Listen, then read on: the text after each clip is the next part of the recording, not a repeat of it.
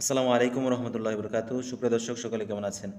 আপনারা সংসদের গতকালকের একটি ভিডিও যেটা ফেসবুকের মধ্যে ইতিমধ্যে ভাইরাল আপনারা দেখেছেন, পীরজাদা হানজালা ভাইয়ের একটি ভিডিও, যেখানে তিনি স্পষ্টভাবে স্পিকারের সামনে এই বিষয়টা তুলে ধরেছেন যে একজন বেয়াদব কীভাবে হানজালা ভাইয়ের সাথে বেয়াদবি করেছিল, কিভাবে হানজালা ভাইয়ের সাথে বেয়াদবিমূলক আচরণ করেছিল, পীরজাদা হানজালা সাহেবকে কিভাবে সে জঙ্গি বলে, জঙ্গি এমপি যাইতেছে বলে ডাক দিয়েছিল। এই বিষয়টা মাননীয় স্পিকারের সামনে আমাদের সকলের প্রিয় হানজালা সাহেব তুলে ধরেছেন এবং তিনি এটার যথাযথ তদন্ত হোক এরকম আবেদন করেছেন। এবং তিনি বলেছেন স্পিকারের সামনে যে এই বিষয়টা শুধুমাত্র যে হানজালাকে ছোট করার উদ্দেশ্যে করা হয়েছে তা না, বরং বিরোধী দলীয় জামাতে ইসলামীকে ছোট করার জন্য করা হয়েছে এবং জাতীয় সংসদকে কলুষিত করার জন্য করা হয়েছে। তাকে জঙ্গি কেন বলা হয়েছে?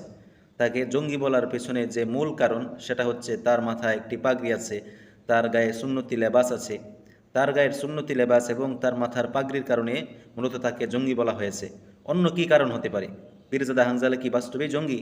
বাস্তবে তো সে জঙ্গি নয়।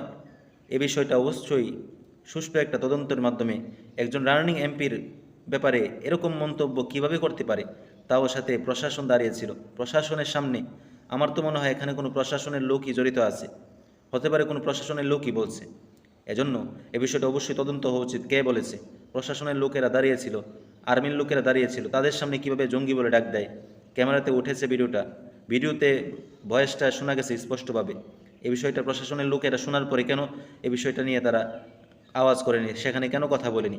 এ বিষয়গুলো অবশ্যই তদন্ত করা হোক।